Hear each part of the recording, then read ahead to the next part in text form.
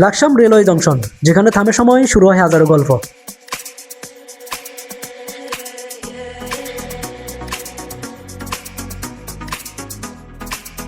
উত্তর দিক থেকে আপনি আসতে পারবেন ফজুর বাজার বিশ্ব রোড থেকে লাকসাম জংশন এখানে, এবং উল্টো দিক থেকে আসতে পারবেন নোয়াখালী, সোনাপুর অথবা চৌমুহনী থেকে এই জায়গায়।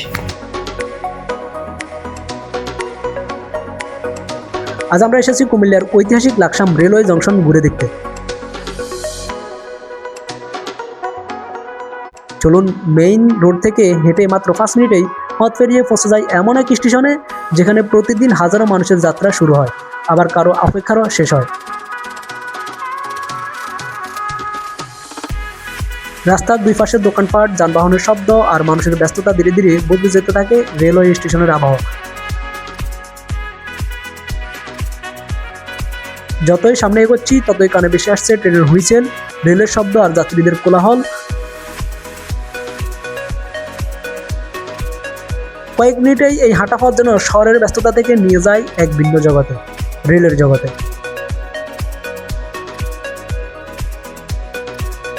স্টেশনের সামনে চোখে পড়ে একটি স্বাধীনতা স্মৃতিস্তম্ভ, যা আজ কিছুটা ভাঙা ও অবহেলিত অবস্থায় দাঁড়িয়ে আছে।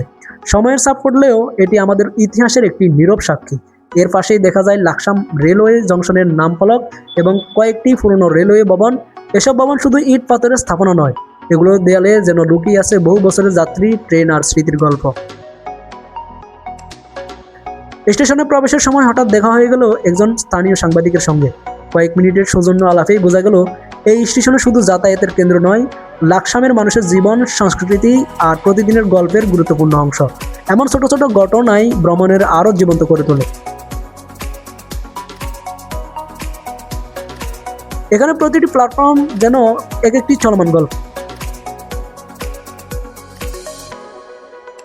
কেউ ট্রেনের অপেক্ষায়, কেউ সদ্য নেমে প্রিয়জনকে খুঁজছেন, কেউ আবার ব্যাগ কাঁধে নতুন গন্তব্যের উদ্দেশ্যে রওনা দিচ্ছেন। চায়ের দোকানে আড্ডা, হকারদের ডাক, কুলিদের ব্যস্ততা, শিশুদের কৌতূহলী চোখ, ট্রেনের হুইসেল আর ঘোষণার শব্দ, সব মিলিয়ে লাকসাম জংশন যেন কখনোই পুরোপুরি থেমে থাকে না। বাংলাদেশের পূর্বাঞ্চলের গুরুত্বপূর্ণ রেল সংযোগগুলোর একটি হওয়ায় প্রতিদিন অসংখ্য আন্তনগর, মেইল ও লোকাল ট্রেন এই স্টেশন ব্যবহার করে। ঢাকা, চট্টগ্রাম, নোয়াখালী, চাঁদপুর সহ বিভিন্ন গন্তব্যের যাত্রীরা এখানে একত্রিত হন। এখানে কয়েক মিনিট দাঁড়ালেই বোঝা যায় রেল স্টেশন আসলে শুধু ট্রেন ওঠানামার জায়গা নয়, এটি মানুষের স্বপ্ন, বিচ্ছেদ, পুনর্মিলন আর নতুন যাত্রার মিলনমেলা। এই ছিল লাকসাম রেলওয়ে জংশন আমার আজকের ছোট্ট ভ্রমণ।